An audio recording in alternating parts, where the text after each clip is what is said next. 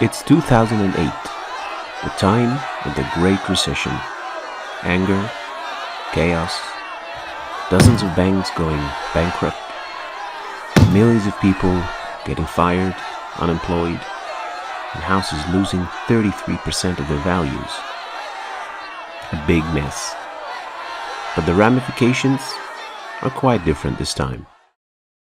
So people like Bovis Vincent began to speak up, and he wrote an article called "The Pope or the Koran," in which he criticized the church's practices for allowing usury to having led to the financial crisis. He also called for the necessity of the application of the Islamic finances to save the world economy. And in 2009, Loretta Napolini wrote a book called Rogue Economics, in which she shows the ugly face of capitalism, which led the world to yet another economic crisis. And she spoke of the importance of the Islamic economic system to save today's world. And in 2013, the British Prime Minister David Cameron embraced the Islamic financial system by announcing London to be the first city outside the Islamic world to issue Islamic bonds, or sukuk. And decades before them, the Nobel Prize winner Maurice Allais predicted the downfall of this system, and even said that we should follow the Islamic financial system by bringing the interest all the way down to 0% and taxes to not more than 2%. So why are all these people and economic leaders are so keen on leaving the capitalism and embracing Islamic financial system? And in order to answer this question, we need to dig a little bit deeper than 2008.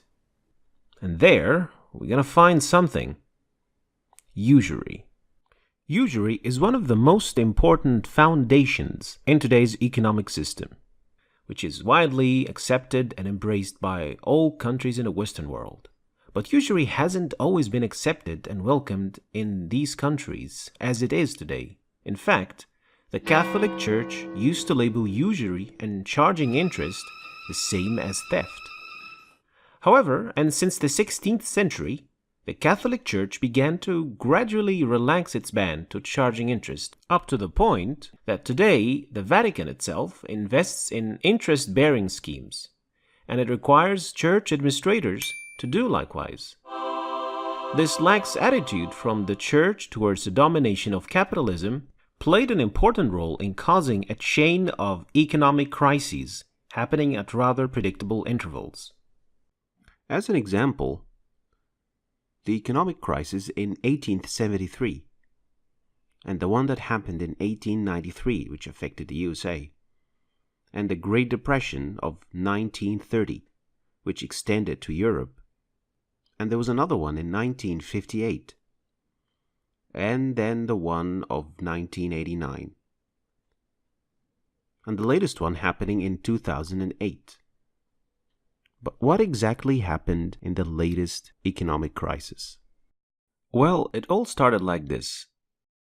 People who got mortgages to buy houses would normally pay the bank back.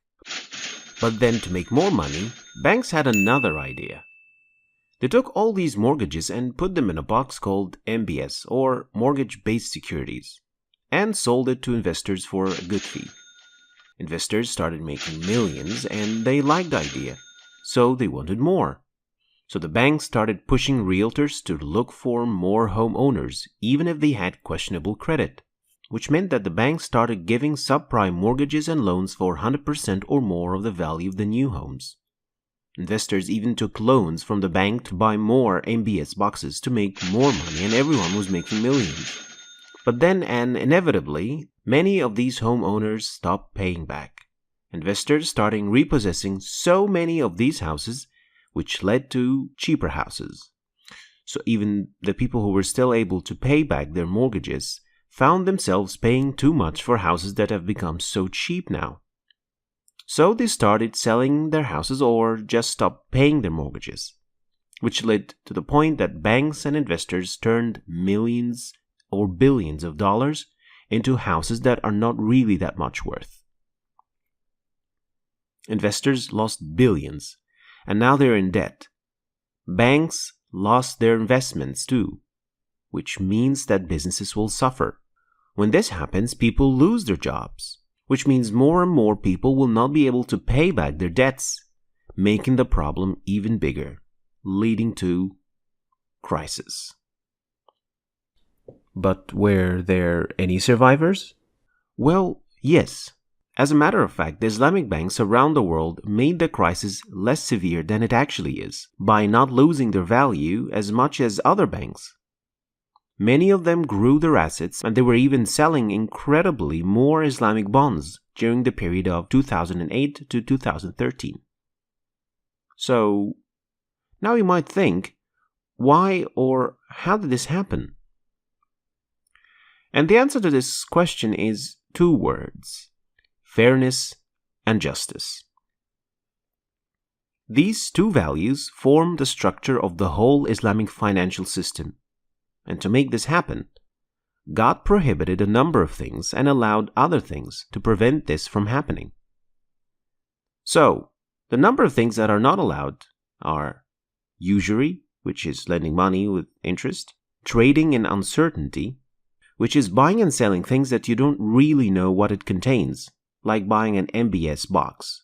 And that is why gambling is also not allowed, monopoly, and trading in unusable assets or goods, so trading in things you don't own, or trading in money, alcohol, or pornography.